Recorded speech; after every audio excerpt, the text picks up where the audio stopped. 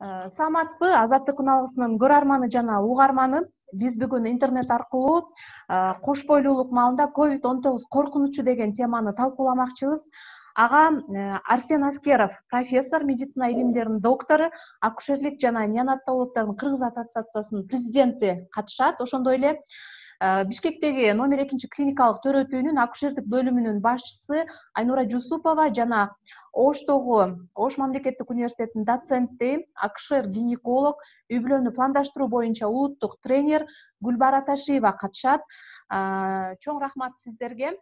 Биринчи эле суроом Арсен мырза сизге болмокчу. Азыркыдай пандемия маалында аялдар, кош бойлуу аялдарды кандай коркунучтар күтүп турушу мүмкүн? Анан деги эле кош бойлуу аялдар үчүн өзүнчө бир дарылануу, эгерде ковид болуп калса, дарылоо протоколдору барбы бизде Кыргызстанда? Кутмандуу күнүңүздөр менен, урматтуу көрүүчүлөр, угуучулар. Чындыгында бүгүн биздин өлкөбүзгө жаңы кыйын сыноо болуп атат, оор сыноо. Бул сыноодон элибиз менен бирге, мамлекетибиз менен бирге жакшы өтүп атабыз десем болот. Себеби эң негизи ушул биримдик элдин колдоосу абдан сезилип атат биздин айрыкча медицина кызматкерлеринде.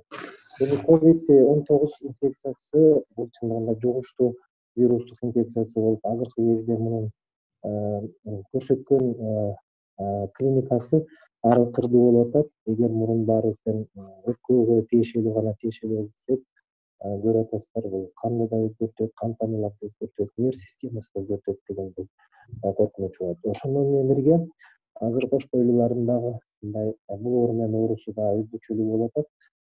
Биздин Кыргызстанда көрүп атасыздар, тилекке каршы кайтыш болгон учурлар да болуп атат.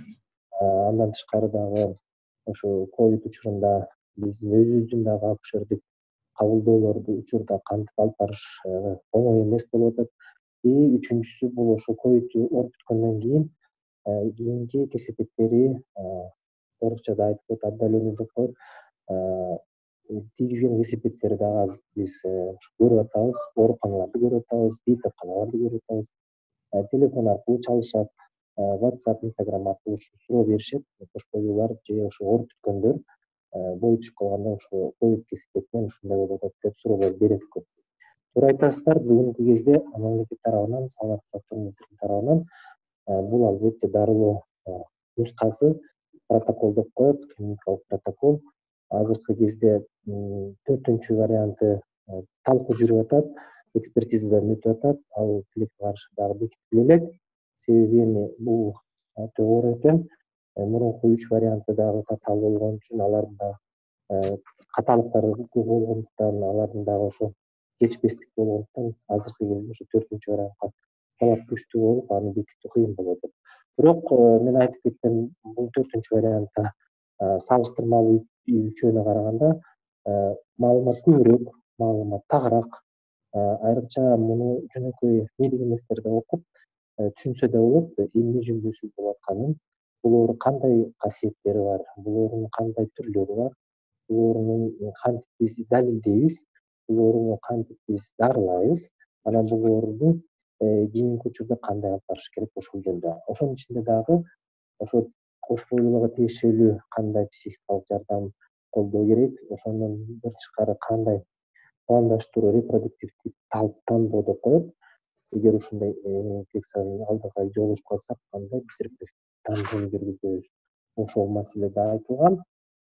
Кайсы дары-дармектер тыюу салынат, эгер башка кош бойлуу эмес аялдарга колдонулса, кош бойлууларга кайсы дары-дармектер тыюу салынат, колдонулат.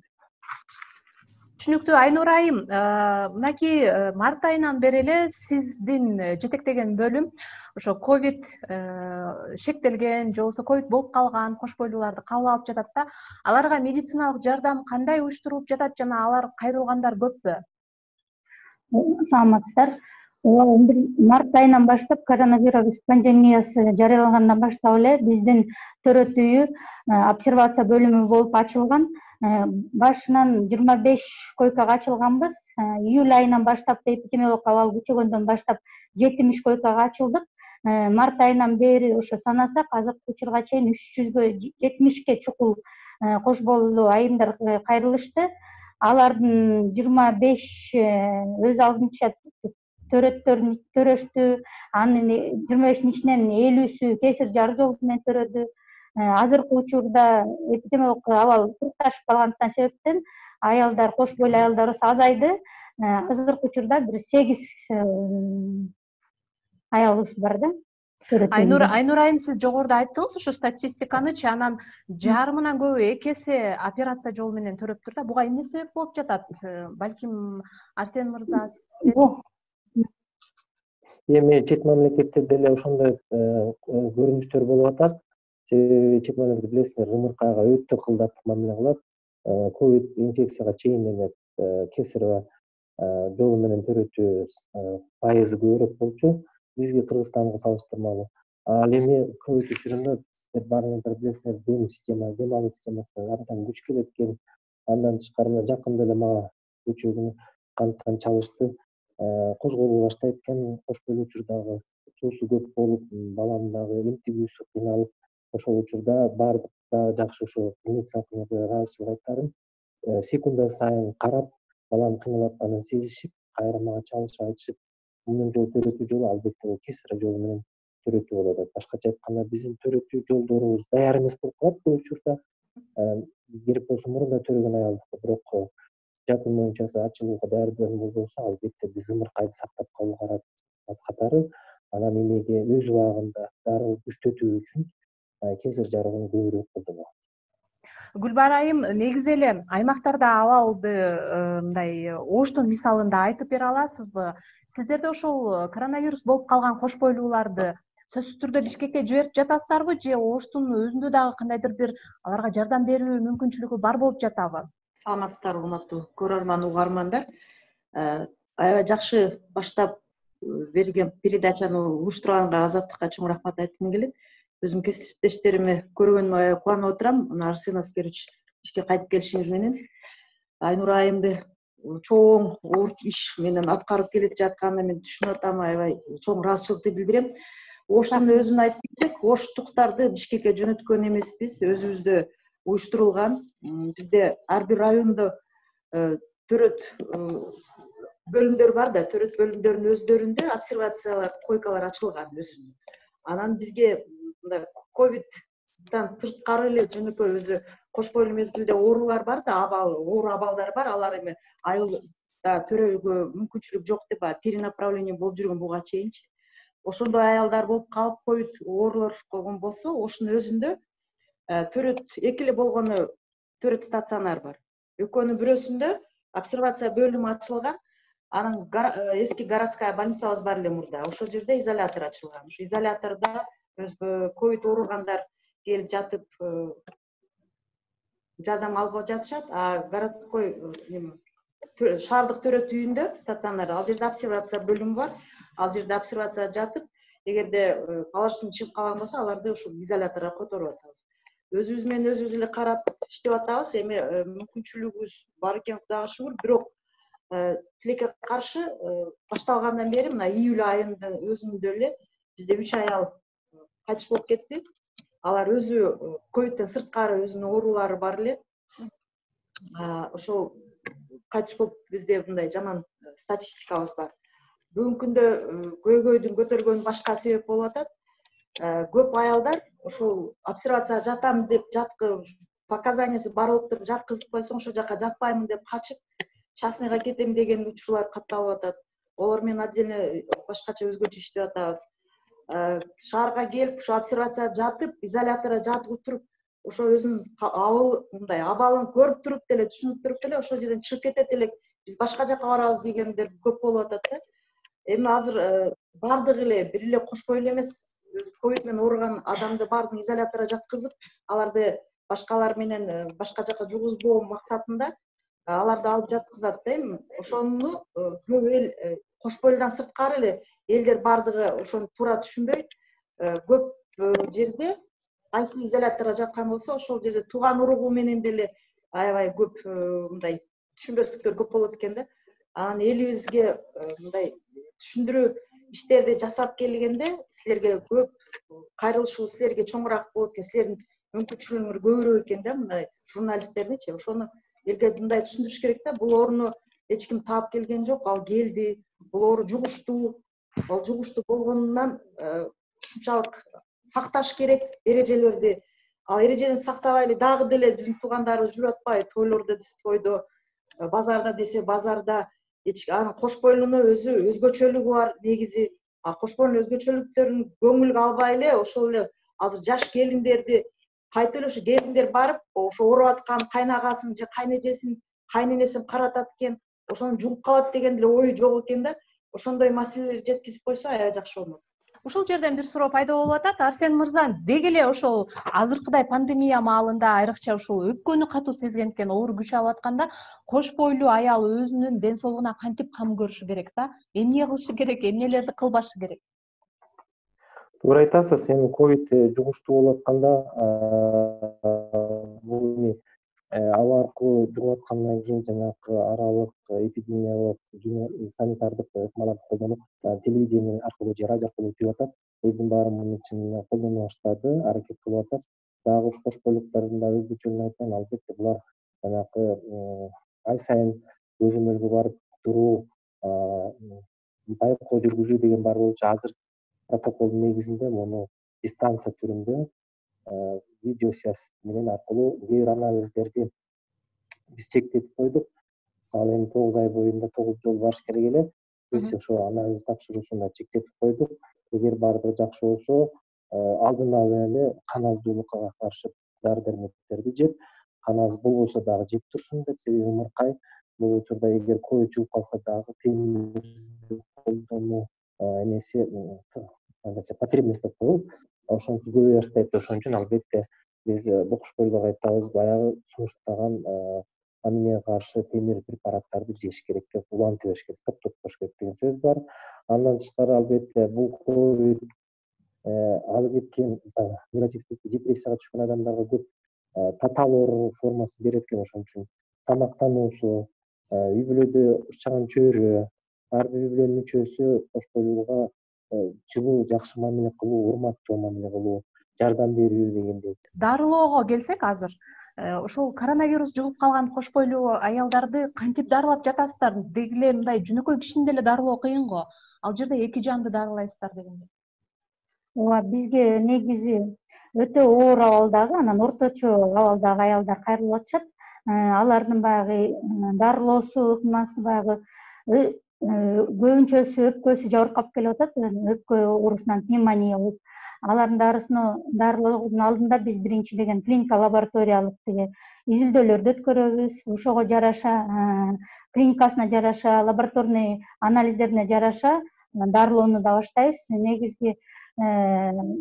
Негизи өзү вирустун дарылоо ыкмасы дагы эле өлкө боюнча эле мындай чыккан жок противовирусный, бирок биз деген баягы кошулган өнөкөт оорулар болсо ошолорду да кошуп дарыбыз. Эгер аял кишинин каны аз болсо, кан аздын дарыларын, өпкөсүндө действительно пневмония деп бактериалдык түрү аралашып кетсе, анда антибактериалдык терапияны беребиз. Дене табы көтөрүлсө, дене табын түшүрүүчү парацетамол препараттарын беребиз. Негизи симптоматик терапияны да өткөрөбүз ошого жараша. Антибиотиктерди колдонуу кандай болуп жатат да эми? Антибиотиктерди эми ал ошо клиникалык, анан лабораториялык показательга жараша беребиз да. Анан негизи бизге келген аялдардын жана дем алуусу начарлангандыктан кислородный насыщение деп коет, жанагы дем алуусу кычкылтек жетишпегендиктен дем алуусу кысталып келет. Ошондуктан кислороддук конденсаторлорду да колдонобуз. Өтө оор абалдагы аялдарыбыз да болду, алар аппаратка да түшкөн учурлар болду, бизден дагы төрөтүүндө жоготуулар болду. Бул аялдар өздөрү уже абдан оор түрүндө дем алуусунун начарланышы менен келишкен учурлар болгон да. Уже үйүндө дарыланып, баягы үй шартында дарыланышып, уже күчөшүп кеткен убакта келген да, анан колубуздан келген жардам аракетибизди кылдык. Ошого карабастан дагы бизде да жоготуулар болду. Негизи эми бул күзүндө дагы кайра бул оору күчөшү мүмкүн деп жатпайбы? Анан ошол март айынан бери кош бойлуулукту пландагандар, кош бойлуу болгондор өтө эле көп болсо керек да. Азыр эми сиздер билесиздер да, канчосу сиздерде каттоодо турат да. Анан ошолорго кандай кеңештерди берет элеңиздер? Эми урматтуу биздин жарандар, албетте бул кесиптик берет өзүнүн кээ бирөөнүкү чындыгында эрте эле кош бойлуулук мезгилинде эле түшүп калышы мүмкүн деген азыр мына ооруканаларга деле келип атат. Түнчүндө болобу же эртең күндүз болобу ошо түшүп калуу коркунучу бар. Дүйнөлүк боюнча деле ошондой статистикасы да бар. Эрте төрөт же бойдон түшүп калуу коркунучу бар деген. Бул бир жагы. Экинчи жагы эми мындан тышкары дагы ушул ооруткөндөн кийин андан ары организмде биз эми азыр толук далилдейбиз, бирок болжолдойбуз, что кандайдыр бир микроэлементи, кандайдыр иммундук системасынын бир жетишпестиги болот. Ошондуктан мындай сунушталынат, акыркы жок дегенде ооруп бүткөндөн кийин 2 же 3 айдын ичинде албетте үй бүлөнү пландаштыруу каражаттарын колдонуу деген сөз да. Бизге ошо кеч келген кош бойлуулар ошо боюн жоготкондон кийин дагы айтып атабыз, биз процедураларын жасайбыз, жардам беребиз. Андан кийин айтабыз, эми 3 ай бойду болтурбоо каражаттарды колдонуу тандаш керек. Ар бирөө индивидуалдуу түрдө, бирөөгө таблеткасы, бирөөгө спираль түрүндө, бирөөгө презерватив түрүндө ошол тандап, кеңешүү берүүнүн негизинде ошол тандайбыз, кайсы каражат аларга туура болот. Үйүнүн шартына жараша дагы өзүнүн көз карашы менен өзү оптималдуу кайсы каражат экен ошону тандап туруп, анан көпчүлүк учурда бул албетте таблетикалык түрлөр деле көбөйдү. Себеби эмне себептен кош бойлуулар ошо боюн жоготту аборт болгондор ушул сурайт да, кантип кийин кайра ошол урук клеткасын реабилитация, жакшы клетканы пайда кылуу деген максатында биз анда албетте айтабыз, бул таблетка түрүндө болгон контрацепциялар жакшы бул максатты аткарат деп айтабыз.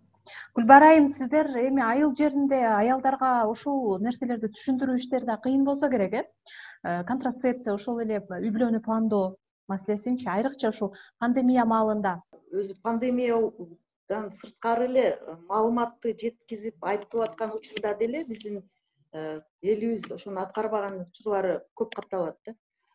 Ковидтен сырткары, эгерде аялдын кош бойлуу мезгилинде кош бойлууга болгонго чейин кант диабети болсо, например, бөйрөк же боор, башка бир органда бир оорусу болсо, аларды өзгөчө кылып биз группа риска кылып тутабыз да, биз негизинен учетко алгандан баштап.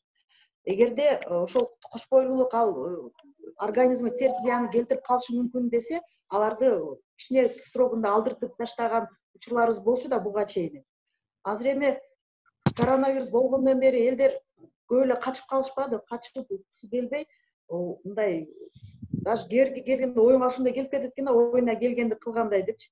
Бизде мына качып болуп кеткен аялдын эле өзүнүн анамнезин уксак, биринчи кош бойлуулугу ушу сахарный диабет биринчи тип болуп туруп, анан оорулашкондугунан алдырып, ага айтылган экен деп сактанып жүрүңүз, болбойт сизге төрөгөнү депчи. Анысынан сырт бул бекинип жүрүп, боюнда болуп алган, анан сахарный диабет менен оорулашып кетип, кичине жакшы болгондо уколун албай жүргөн учурлар да катталат да.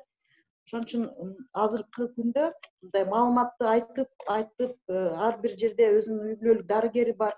Алар онлайн түрдө, WhatsApp түрдө байланышып, маалыматтарды айтырып, жеткизип, кээбирке ушундай коркунучтуу баягындай өзүнүн ден соолугунда кичине оор жерлери барларга, аларга уже кое тургула, кош бойлуулукту кое турсаңыздар болот азырынча деп айтып турабыз. Айтып атабыз, эми ар бир эл ар түрдүү экен да. Кээ биркиси угат жасайт, кээ биркилер кайтып ушу менен пайдаланып, ушу дарыгерлер анысын айтат. Анан башка жагынан да бир коопчулук болуп атат. Азыр өзүңүздөр көрүп атсаңыздар керек, Facebook'ка же Instagram'га баласынын же өзүнүн бир нерсеси болсо кулагына сүрөтүн тартып, например, кече эле жакында кулагында бир нерсе чыгып алыптыр, анан ошону сүрөткө тартып жөнөтүп, маалымат сурап атат элдерденчи. Ал жерде эми Facebook'та же Instagram'да дарыгерлер эмес да.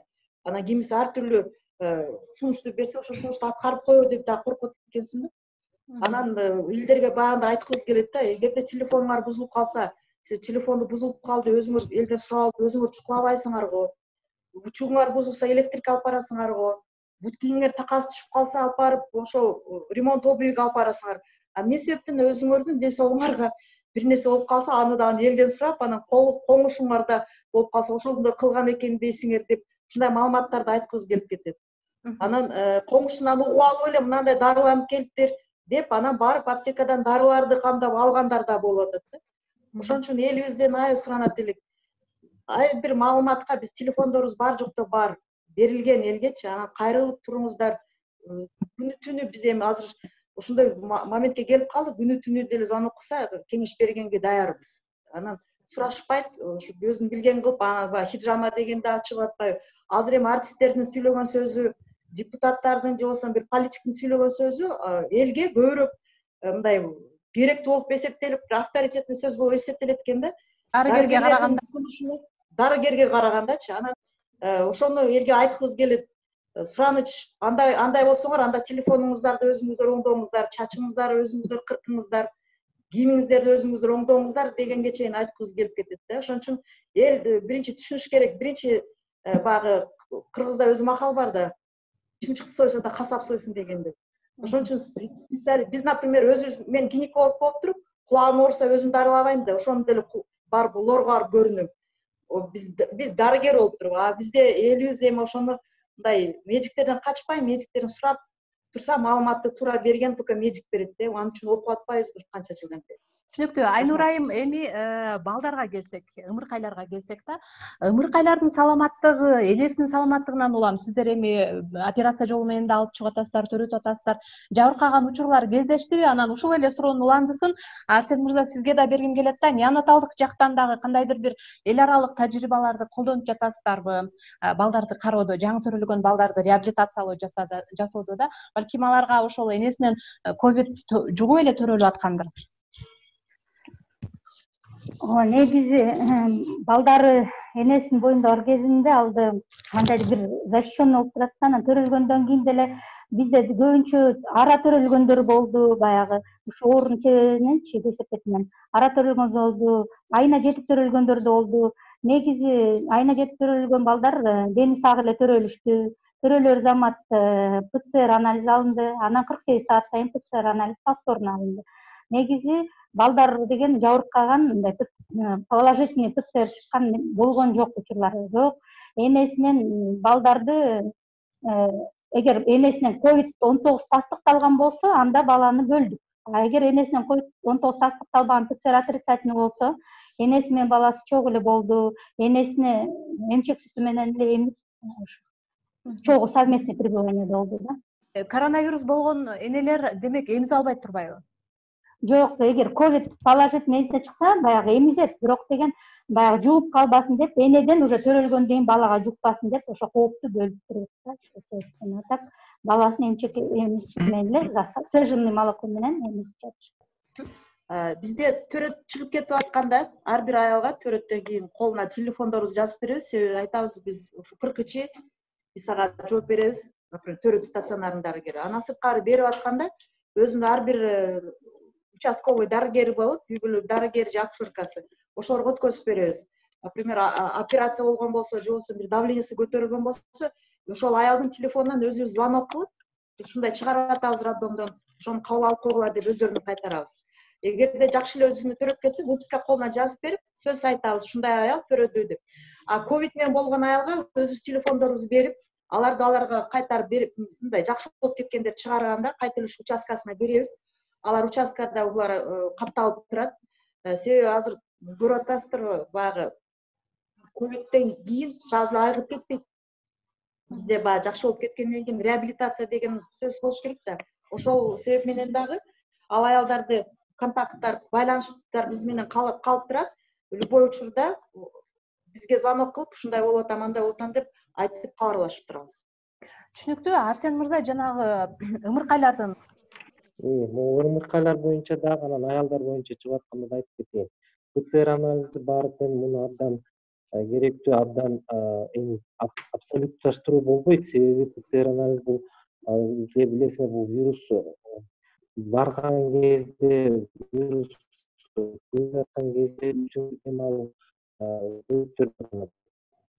ПЦР анализдин туура эмес же тастыкталбаган учурлар көп боло баштайт. Азыркы кезде мына көпчүлүк коштуулар ооруп бүткөндөн кийин же үйүнө деле ооруп бүткөн, үй шартында дарылангандар деле ушу көп суроо берет. Кантип билем, меники ПЦР отрицательный болуп атса, кандай мен ооругамда деп, же кандай таасир берет балага депчи. Ошон үчүн мен сунуш кылат элем, бул жана иммуноферменттик анализ кандан билинет.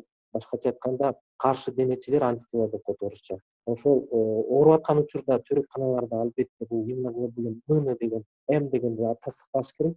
Ымыркай төрөлгөн күнү дагы биринчи күндөрү эгер же бир жуманын ичинде же 2 жуманын ичинде бул роддомдо иммуноглобулин М менен тастыкталыш керек. Коронавирус барбы же жокпу? Себеби ПЦР менен тастыкталбаган учурлар көп болот. Ал эми амбулатордук этапта болсо көпчүлүк ушу боюнан түшүп калса дагы келгенде мен азыркы кезде өзүм да кеңеш берип жазып атам. Иммуноференттик анализ иммуноглобулин G деген только башкача айтканда уже ооруп бүткү каршы денечилер бар, жакшы иммунитет бар деген ошол анализди текшеришет. Ошонун негизинде карап туруп айтам, сеники менен 14 эсе 13 эсе каршы денечилер нормадан көп экен, ковид инфекцияны ооруп турсуң, азыр болсо реабилитация убагын өтүп атасың деп ушундай кеңеш беребиз. Түшүнүктүү, чоң рахмат. Биздин убактыбыз тилекке каршы аягына чыгып калды. Урматтуу Азаттык каналыбызынын көрөрманы жана угарманы, биз бүгүн кош бойлуулук алында COVID-19 коркунучу деген теманы талкууладык. Биздин талкууга профессор, медицина илимдеринин доктору, акушерлердин жана неонатологдордун Кыргыз ассоциациясынын президенти Арсен Аскеров, номер 2 Бишкектеги клиникалык төрөтүүнүн акушердик бөлүмүнүн жетекчиси Айнура Жусупова, ошондой эле Ош мамлекеттик университетинин доценти, акушер-гинеколог, үй бүлөнү пландаштыруу боюнча улуттук тренер катышты. Сиздерге терең ыраазычылык билдиребиз. Саламатта туруңуздар. Рахмат.